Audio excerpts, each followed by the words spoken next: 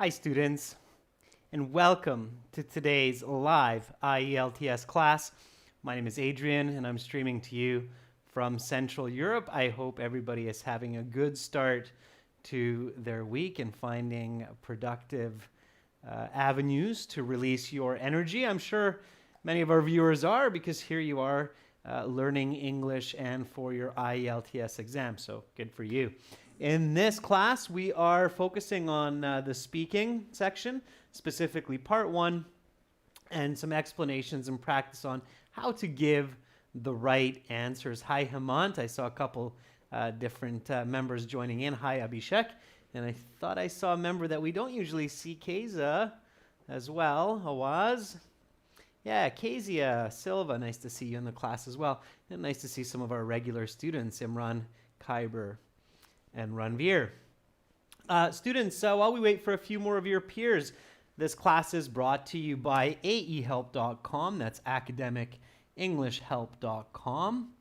For lots more help with the academic exam, check us out there. And for the general IELTS, check us out at GIELTShelp.com. That's generalieltshelp.com. I'll quickly show you what those websites look like. This is the academic version here with the blue background. Click that big red button to join the premium package. Get access to practice exams, interactive course, and over 100 hours of video lessons. This is the general version with the green background. Click that big red button to join the premium package. There, it's worth spending a couple dollars to get great materials and help anywhere, anytime, including our apps, Academic IELTS Help and General IELTS Help. Hi, Eugen. Love those emojis. They just brighten up the chat on my end.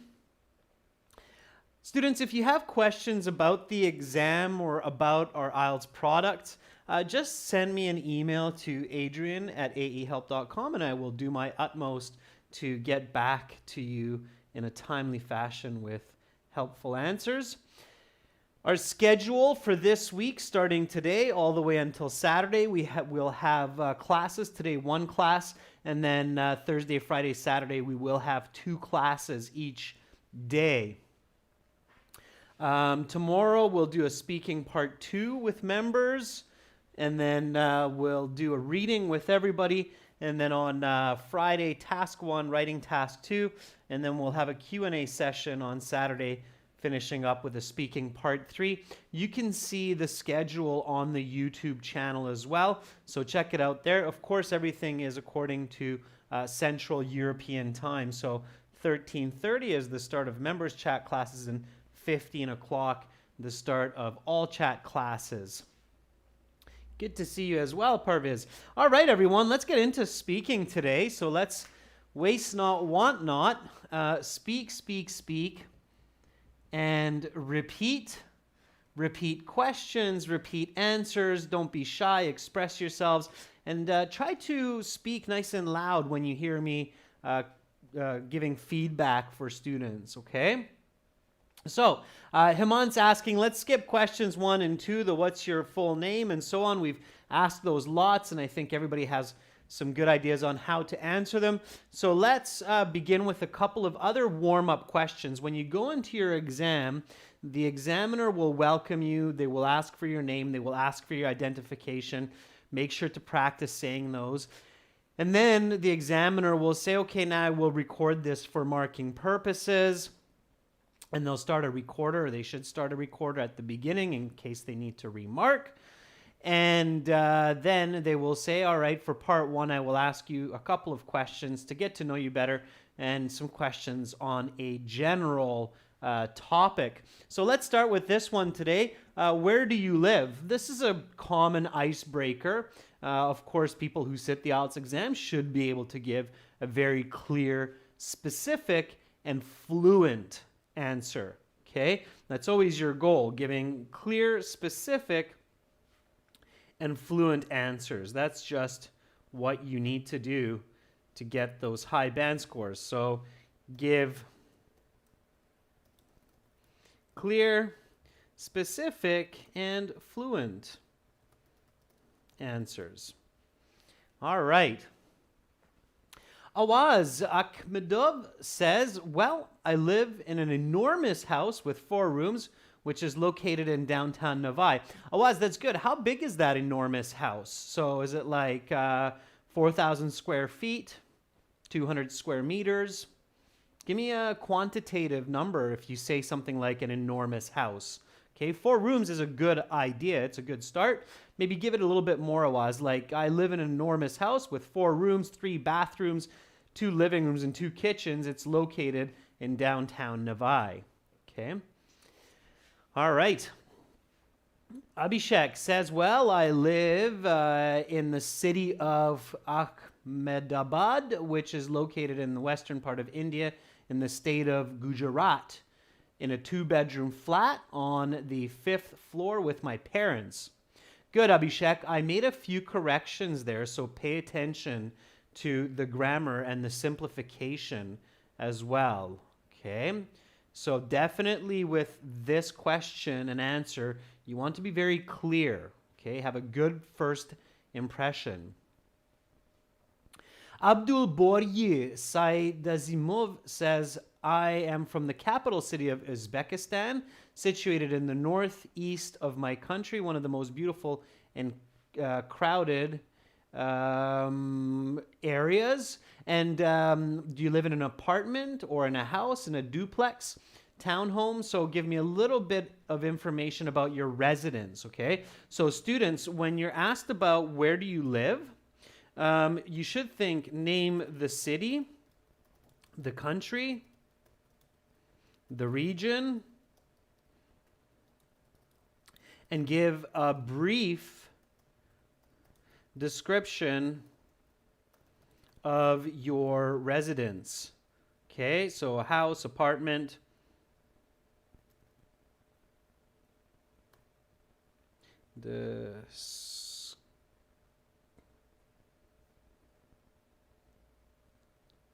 okay. So include all of that information. That's how you'll start nice and strong, okay? So my answer would be, currently, I'm residing in Budapest, which is the capital of Hungary, in a nice, bright, and spacious 2-bedroom apartment on the 5th floor, actually 4th floor, close to the Danube River with my wife and daughter. Okay. So I'm showing paraphrasing, residing instead of live. I'm using the progressive or continuous form. I'm using an adjective clause to express that Budapest is the capital of Hungary. Then I'm using some nice qualitative, meaning quality language, like nice, bright, spacious 2-bedroom apartment on the 4th floor. Some good quantitative language, 2-bedroom, 4th floor. Visual language, close to the Danube River with my wife and daughter. That's what's considered clear, expert level communication. Do all native English speakers talk that way? No, absolutely not. Okay? The IELTS interview is not a chit chat that's measuring if you can just chat with a native English speaker. Okay? Band 9 is not a native English speaker. Band 9 is what's called an expert user of the English language. All right? So your goal is not to talk like a native speaker in everyday conversation. Your goal is to show that you can have expert communication using the English language. Those are 2 different ideas. So keep that in mind, okay? So again, repeat after me, okay? Speak and repeat. Where do you live? Currently, I'm residing in Budapest, which is the capital of Hungary, in a nice, bright, and spacious 2-bedroom apartment on the 4th floor close to the Danube River with my wife and daughter. Okay? So that's your expert communication. And this is why to get those high band scores, you really need to practice, because you're not just practicing English, but you're also practicing good communication. So next question. What do you like about your home? Give me a nice, full sentence, clear answer for this one. What do you like about your home? Okay. Give me a nice, full sentence answer for this one.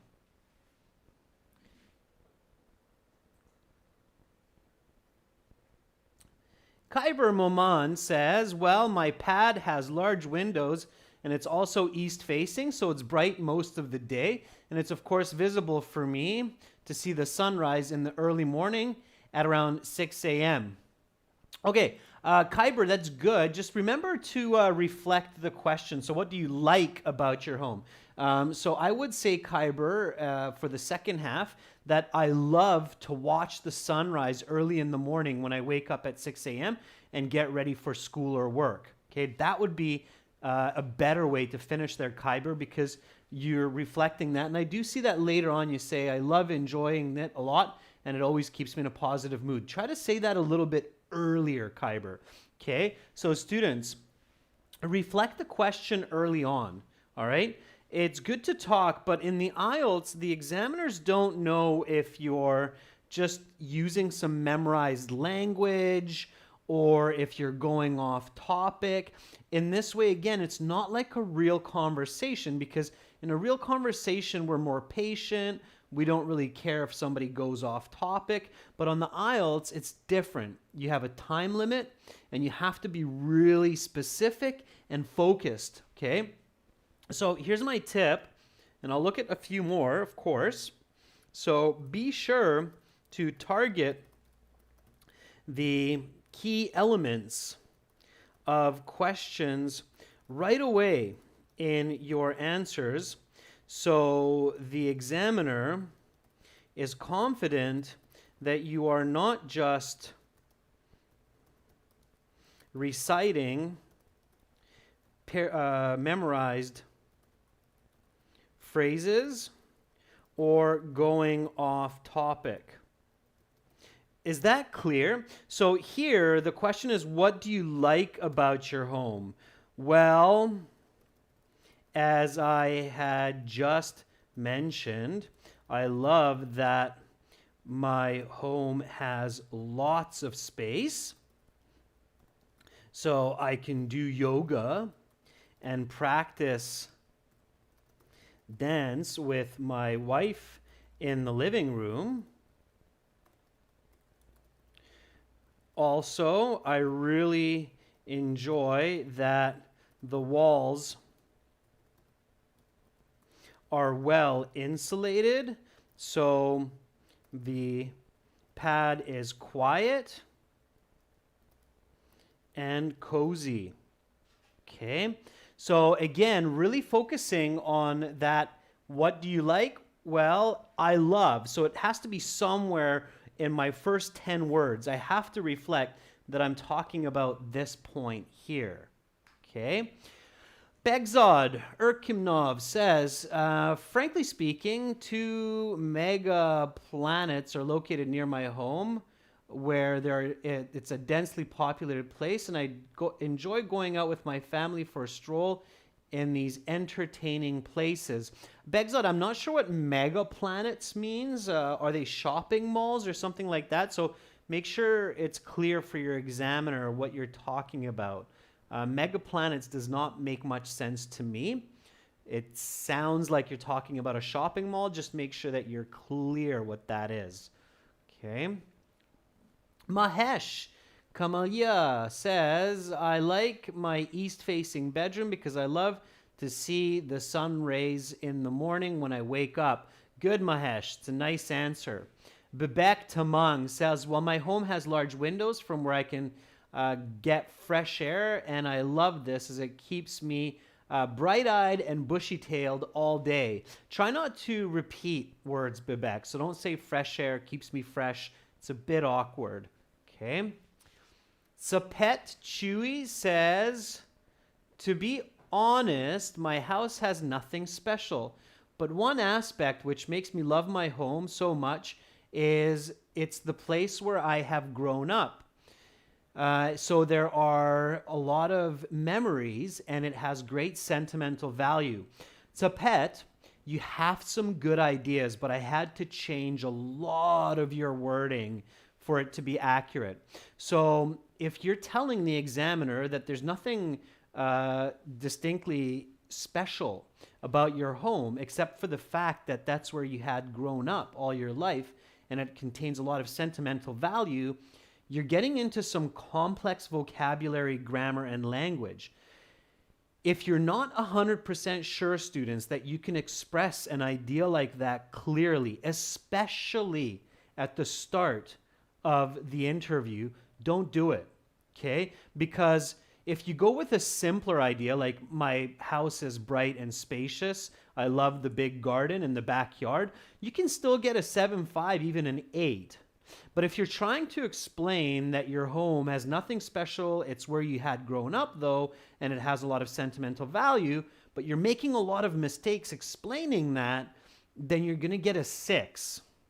So saying a simple idea clearly will get you a better band score than saying a complex idea poorly.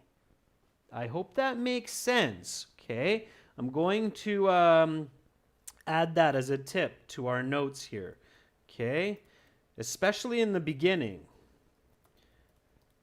Because in part 3, you might not be able to get away with it just because the questions can be quite complex. But in the beginning, you have to pay attention to this, okay? So it's better to say a simple idea clearly and get a band 7.5 than to try and express a complex idea poorly and get a band 5.5. Okay? Keep that in mind. All right? So that's why you want to practice that. Okay? Renew Sharma says, I love my home and all of the things are placed, all of my belongings. Students, avoid things. I'm seeing the word things come up in a lot of your answers. Don't use the word things. So Renew Sharma says, I love my house and all of my possessions are placed according to my taste. I love gardening and I have a beautiful kitchen.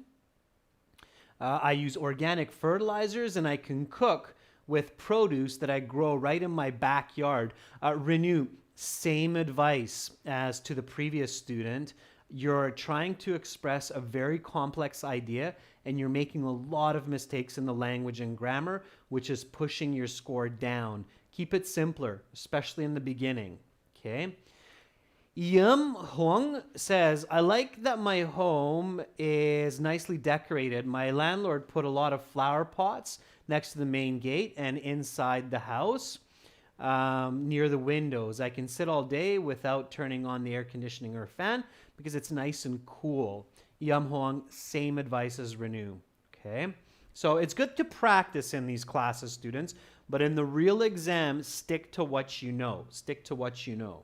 Okay, so that's also my advice because otherwise you don't learn, right? So it's good to practice.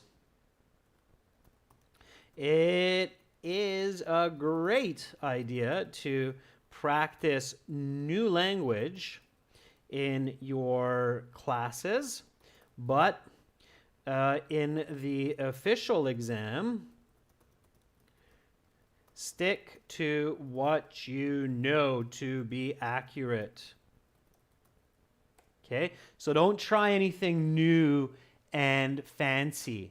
Okay, Yassine, you can ask me the question, but don't spam the chat. Otherwise, I'll have to pause you. Okay, so please don't do that. All right. Okay, students, let's continue on here. So as long as you're doing a good job, the examiner will say, all right, now let's talk about beverages. Okay, what is beverages? Drinks, right? Refreshments, different ways to say it. So here is the first one. How often do you drink juice? Okay, so how often do you drink juice? All right, no worries, Yassine, just keep it in mind, okay? Yassine says, I have a nice home with 2 siblings, a mom and a dad, and I also have 2 benevolent grandparents. So you love the people that you share your home with, your family. That's what you want to express there, Yassine. Okay. All right. We've got lots of answers coming up. King IELTS says, as I am a student, I require more vitamins, so I'm engrossed in drinking lots of juice because it is refreshing and energetic. King IELTS, that's a really, really nice answer. You're using some good vocabulary. My advice is to make it even better, King IELTS, tell me how often you actually drink juice. So give me the number, okay? So you say that you drink lots of juice. Does that mean 4 or 5 times a day? Or 10 times a day, or 3 times a week? So what is your understanding of lots of juice, right? So give me that number. That will make it that much clearer for the examiner. This is where you want to combine quality with quantity, okay? Pachuya Dove says, I drink juice once a week because it contains a lot of minerals and vitamins. These nutrients help me build my health and stay strong. Nicely done, Pachu. So once a week. You can also tell me what kind of juice: mango juice, apple juice, orange juice. Use that lexical resource. Build up that lexical resource mark. Awaz Ahmedov says, well, I rarely drink juice from stores because they contain a lot of sugar and added chemicals, substances which can seriously damage my health. Awaz, keep it to yourself. Okay. However, I always drink a fresh juice from fruits at home that I make. Okay. You're going into a lot of detail, Awaz. Careful not to go off topic. I'm not asking you where the juice comes from that you drink. I'm asking you how often you drink juice. So even if you get really excited, students, about an answer because you make your own juice, which is fantastic, Awaz, make sure that you still stay on topic, okay? So you can say, well, I frequently drink juice because I make it from the fruits that grow in my garden. I have a couple of apple trees, and so I drink juice 2-3 times a day, especially when the fruits are in season, okay? Nigheim An says, well, I frequently drink juice, especially orange juice. I would say about 4 times a week. It helps me stay healthy and keep fit. Just yesterday afternoon, I really enjoyed a big cup of OJ with my breakfast. Nigheim, that's your Band 9 answer right there, okay? So how often do you drink juice? Well, I frequently drink juice, especially orange juice. I'd say about 4 or 5 times each week. The high amount of vitamin, British people will say vitamin, vitamin C helps me stay healthy and fit. In fact, I just had a tall glass of OJ with my breakfast this morning before coming to this exam. That's your Band 9 answer. Very nicely done. Thumbs up. Awesome. So here we go. Repeat after me. How often do you drink juice? Well, I frequently drink juice, especially orange juice. I'd say about 4 or 5 times each week. The high amount of vitamin C helps me to stay healthy and fit. In fact, I just had a tall glass of OJ with my breakfast this morning before coming to this exam. Good. And of course, students, these days, it's especially a good idea to get as much vitamin C into your body as you can, because vitamin C, vitamin D, and vitamin K2 will help boost your immune system and protect you from the coronavirus as well as other illnesses. So now is a great time to get those extra amounts of juice into your system. All right. Next question. Here we go. What is your favorite refreshment and why? Okay, what is your favorite refreshment and why? Okay. Give me a nice full sentence for this one. Okay, Karanveer says, well, if I had to choose a favorite beverage, then definitely it will be a virgin mojito because it refreshes my throat. Yeah, those are delicious, Karen, and I guess you're not into alcohol, so you're taking it virgin. Good. All right, nice. Nice use of natural language. Yeah. And it's pronounced mojito for those of you that aren't sure. Karen knows that, I'm sure. Flower Sun says, in my opinion, hot chocolate is the beverage I enjoy most. I like the sweet taste of milk and the bitter taste of dark chocolate. I always make myself 1 cup of hot chocolate after breakfast, maybe. Flower Sun, I think, is what you wanted to finish with there. Hot chocolate. Yeah, that's fantastic. Hot chocolate, Flower Sun, in the US or Canada, you're going to be surprised, is just chocolate, sugar, and water. It's not with milk. So here's an interesting little fact, students. Hot chocolate is cocoa plus water plus sugar, okay? And chocolate milk.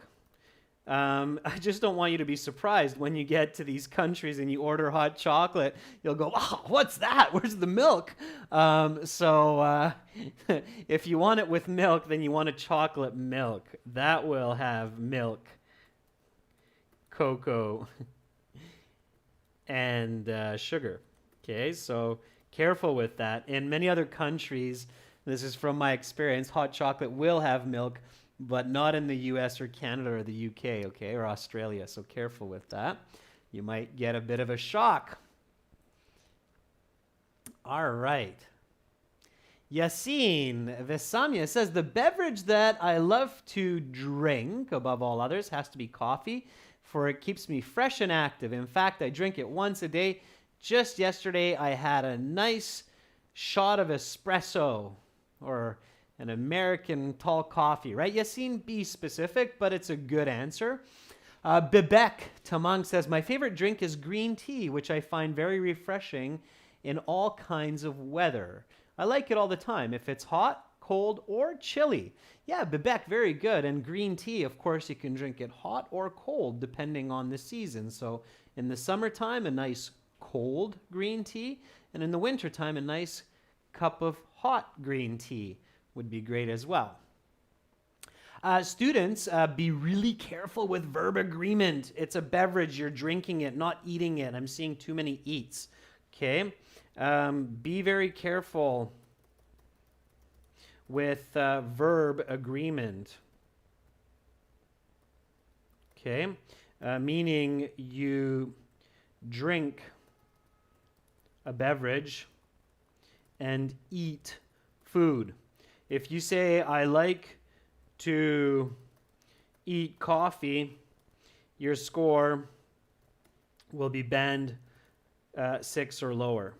Okay? That's a big no-no. No student with good or very good English will ever make the mistake of saying, I eat coffee or I eat juice. Okay? So be really, really careful. That's a very awkward mistake. Okay? All right. So, the drink that I find the most incredible is a glass of single malt Scotch on the rocks from Scotland or Ireland?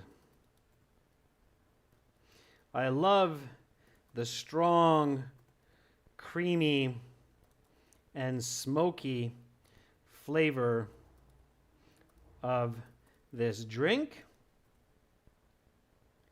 even though it can be very expensive.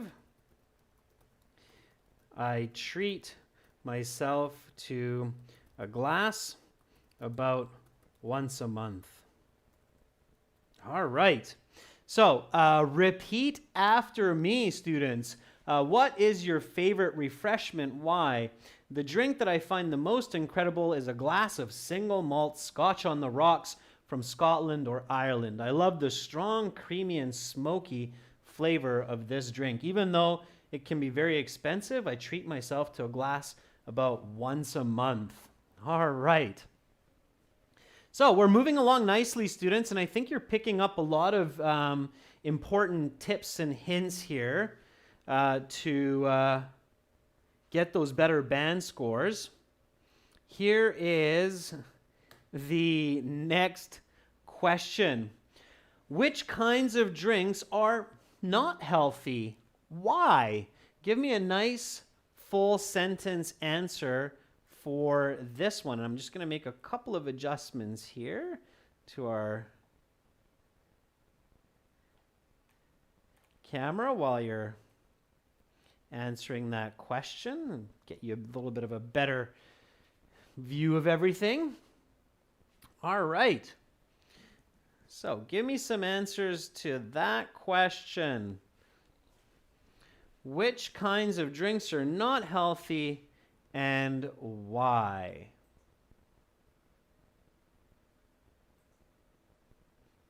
All right. Omar Ashraf says, gas drinks because it breaks our bones. Also, it prevents us from sleeping for many hours because it damages our cells. Omar, they're not gas drinks. I think what you're thinking of here are carbonated drinks. Okay, so carbonated drinks are drinks that contain bubbles, that are fizzy, that contain bubbles. But we don't say gas drinks. That's very awkward. Okay, so not gas drinks, but carbonated drinks, drinks that are fizzy, drinks that contain bubbles. Okay. Pachu says, I think hard types of drinks are not good for health, such as rum and vodka, as these contain high levels of alcohol, which can damage the liver and the body. Okay, Pachu? All right. Yassine says, nowadays, many companies produce drinks like real juice, but these types of drinks are not healthy and individuals do not need to drink them because they contain a lot of preservatives and chemicals that are difficult for the body to digest. All right. Let's see some more. Elena says, definitely cold drinks are unhealthy for all ages. The big downside of cold drinks is that it's drinks containing mostly refined sugars and filtered water, which is a cause of obesity. Yeah, Elena, I'm not sure exactly what you mean by cold drinks in this case. Cold drinks would mean the temperature, Elena. So the beverage itself is cold, right? And oftentimes, if you're drinking very cold beverages, it's difficult for the body to warm up the beverage. It cools you down from the inside, which can make us susceptible to catching a cold or the flu, right? So you have to be clear, students, with what you're saying. Tito says, I believe that all carbonated drinks are unhealthy for humans because they contain a lot of sugar, which make people fat. Some of these drinks include Coca-Cola, Pepsi, and Mountain Dew. Mountain Dew. Okay. All right. So, in my opinion, most carbonated beverages like Coca-Cola, Sprite, and ginger ale are unhealthy because they contain high amounts of sugar and acid, which have detrimental effects on the body, such as causing cavities and obesity. Okay, I agree. Yeah, a lot of those drinks are quite unhealthy. Here we go, students. Repeat after me. Which kinds of drinks are not healthy? In my opinion, most carbonated beverages like Coca-Cola, Sprite, and ginger ale are unhealthy because they contain high amounts of sugar and acid, which have detrimental effects on the body, such as causing cavities and obesity. Cavities are holes in your teeth, okay? And obesity, of course, is being extremely overweight, all right? Okay, so here we go with the next question. Notice how in part one, the questions type changes. So what, how, when, where. Here we're dealing with the where question. And notice that they're all focusing on you. So use I, me, my, myself, okay? All right. So, yeah, Elena, that's what I thought you were talking about. You have to be clear. Those aren't necessarily called cold beverages. They're called carbonated beverages or pop. Okay, so students, if you want to talk about like specifically Coca-Cola and those kinds of drinks, they're called pop. Okay, so pop is Coca-Cola, Sprite, 7 Up. Okay, so these are all pop. They belong to pop. If you say pop, we immediately know you're talking about these kinds of drinks. Okay, so in the future, if you want to be very, very clear that pop is unhealthy, then say pop. Okay, they're called pop because of the fizzy pop, pop, pop, pop, pop. Okay, the popping bubbles. All right, so here we go. Next question. Where can you buy some delicious beverages near your home? Give me a nice full sentence answer for that one. Maksud says, as my home is located in the heart of Tashkent, there are a variety of beverage shops that serve delicious drinks. But my favorite is about 5 kilometers from my house. They offer not only delicious but also natural drinks. Just yesterday, I had freshly squeezed mango juice there. Right, Maksud? Very nice. Okay. Good answer. Nice, clear, complete answer. Thang Nguyen says, well, I purchased scrumptious beverages in Vinmart near the vicinity of my house. They have a plethora of beverages such as lemon and orange juice. These drinks do wonders for my cardiovascular system. Dang, very nice. Couple of corrections. Careful. Saswati says there's a beverage shop named Drink Shop just 5 blocks away from my home. They sell almost every type of beverage, including mineral water, which I find extremely delicious. Students, delicious beverage. Your answer must focus on delicious, okay? Catch those key words, hold on to them, use them in your answer. Scrumptious is a good paraphrase thing. You have to use the word delicious or some paraphrase like yummy, yummy, some super yummy drinks, right?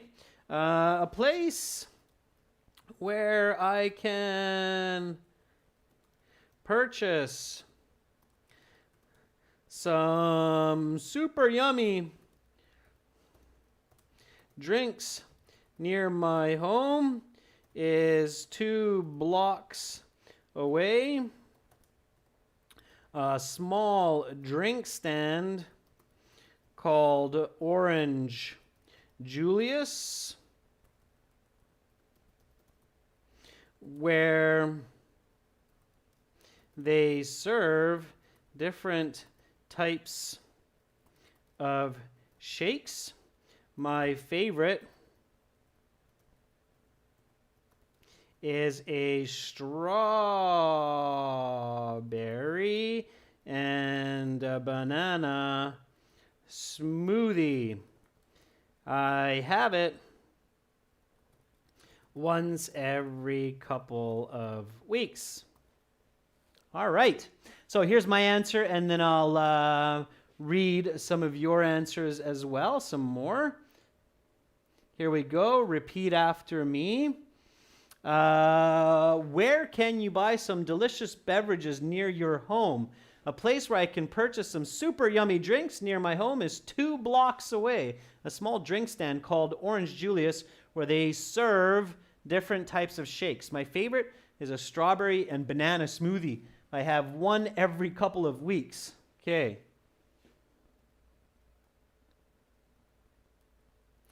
And it's not a server. All right. That's a nice answer there. Make sure to do something similar. Jaginder Kaur says, I like to buy some delicious beverages near my home at a small drink stand which makes fresh juice. Good, Jaginder. What is the drink you like the most? What's the place called? Qudrat Sharifi says, the drink that I find most incredible and fascinating is a glass of black American coffee. Even though it's not healthy, it's delicious, and I can buy it at Starbucks, which is just across the road from my flat. Qudrat, where can you buy delicious beverages? Not what's your favorite, but where can you buy those? Boomy, our member, Shut Bar, says, well, as I live in the center of town, I can buy a tasty beverage about 4 blocks from my home on foot. It's called Gracie Plum. They have a variety of drinks, and I go there about 3 times a week. Boomy, very nice answer. Really nice. Okay, next question, everyone. How have fruit juices changed compared to a generation before?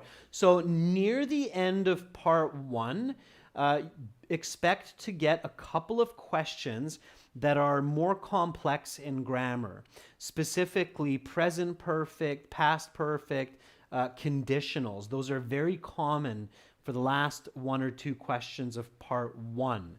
Okay, so how have fruit juices changed compared to a generation before? So now you have to make sure to reflect this present perfect type of answer. Okay. Uzbek person says, looking back 2 decades, juices were no longer prominent among all generations, but on TV, lots of refreshing juices are advertised, and from time to time, it's popular to purchase and drink them. I'm not 100% sure, Uzbek person, what the comparison is there. So are you saying that juices weren't available 20 years ago, but they are now? If you are, you have to be a little bit clear. Okay. Shirojidin says, I think the preparation of juices has changed significantly compared to a generation ago because elder people used to prepare their own juice, but nowadays factories manufacture these in large quantities. Okay, Shirojiri, not bad. Watch your grammar. EC Music says, well, I think fruit juices have changed just in one criteria. They've become less natural because of adding preservatives and sugars during production.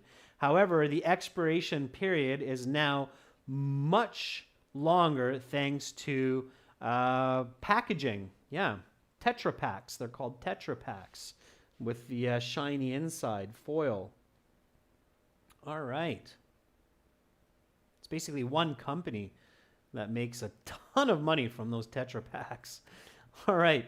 Roshni Kunte says, well, it's changed tremendously as compared to a generation before. Hands down, these days, there's more topping involved in smoothies and also ice creams added, which was not available 2 decades before. Yeah, if you take a Coca-Cola and you put a scoop of vanilla ice cream in it, Roshni, that's called a float. It's called a float, because the ice cream is floating on the Coca-Cola. It's called a float. All right.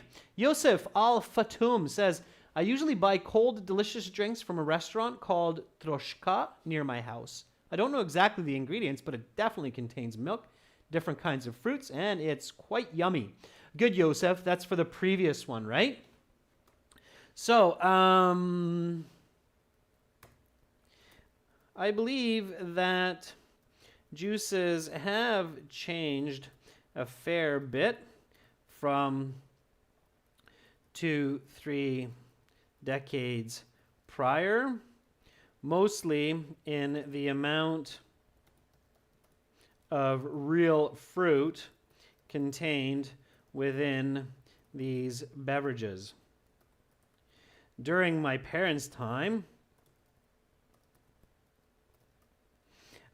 most juices were 100% fresh squeezed goodness. But these days, many juices contain just 25% or less real fruit. The rest is sugar, water, and preservatives. All right. So, students, repeat after me. How have fruit juices changed compared to a generation before? I believe that juices have changed a fair bit from 2-3 decades prior, mostly in the amount of real fruit contained within these beverages. During my parents' time, most juices were 100% fresh squeezed goodness. But these days, many juices contain just 25% or less real fruit. The rest is sugar, water, and preservatives. All right, final question. If you could try any kind of drink in the world, what would it be and why? Give me a nice full sentence answer for that one. If you could try any kind of drink in the world, what would it be and why? All right. So here you might say something like, that's an interesting question. I've never really thought about it.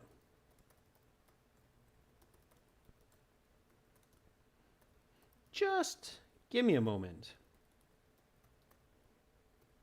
Okay, so you can buy yourself a little bit of time with that kind of expression, especially when it's true. Okay, now students, don't use this kind of sentence if it's not true. Like sometimes I hear students say, that's an interesting question. I've never really thought about it, when the question is, how often do you drink juice? Okay, don't say, that's an interesting question. I've never really thought about it.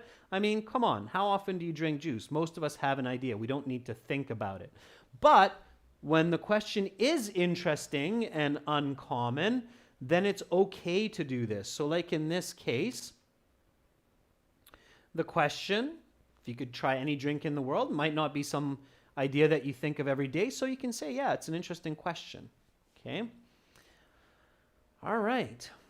Sasha says, given the chance, I would give a shot to Japanese matcha tea, since the benefits of this drink are widely extolled. Not only does this drink have a positive impact on my health, but also it's said to make people feel younger. Good, Sasha. Nice. Don't change to you, okay? Not your health, my health. I'm asking about you, so use my, okay? Otherwise, nice answer, all right? Yeah, and some real Japanese matcha tea can be very expensive as well. I lived in Japan, and there are some types that are extremely costly.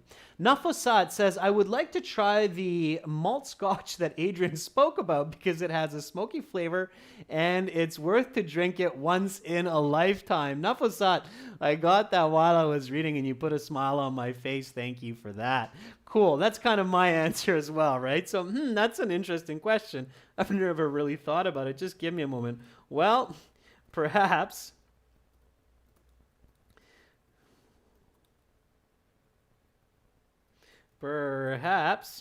I would try the most expensive Scotch in the world. As I said before, I really enjoy a glass every now and again. And the most expensive glass would likely taste amazing and cost around 100,000 US dollars. Okay, some scotches can be up in the $100,000-$200,000 range. Some very unique bottles. All right, so that's an interesting question. I've never really thought about it. Just give me a moment. Well, perhaps I would. Now, here's a little correction, students. This is a conditional. On the IELTS, when you hear a conditional, definitely use that. And I see some of you did that, which is good. Well, given the chance, okay, so given the chance, perhaps. So given the chance shows that conditional. Given the chance, perhaps I would try the most expensive scotch in the world. As I said before, I really enjoy a glass every now and again, and the most expensive glass would likely taste amazing and cost around $100,000 US. Okay. Awaz says, if I were able to taste any kind of beverage, I would definitely try forest fruits with melted chocolate, as it would not only taste amazing, but it would be a great compound with slow and fast carbohydrates. Okay, interesting, Awaz. All right, students, I'm sure that there are many amazing and unique beverages in the world that we could try, and hopefully many of us will get the chance. I know that for those coffee lovers out there, there's some coffees that are very unique and expensive as well. Homer says, if I had the chance, I would definitely start with a French wine, Chateau 1932 year harvest.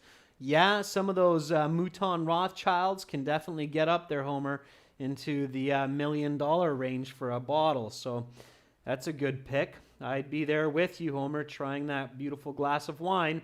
Students, for lots more great IELTS materials and help, check us out at aehelp.com for academic IELTS and gieltshelp.com for general. Again, I'll quickly just show you our websites. This is the general with the green background. Click that big red button to join the premium package. This is the academic with the blue background. Click that red button to join us there. Thank you so much for joining me on this speaking session. I really enjoyed your comments, reading them, correcting them. I hope you got lots of useful advice and practice. Keep it up. I will be back tomorrow. You're very welcome, Maksud.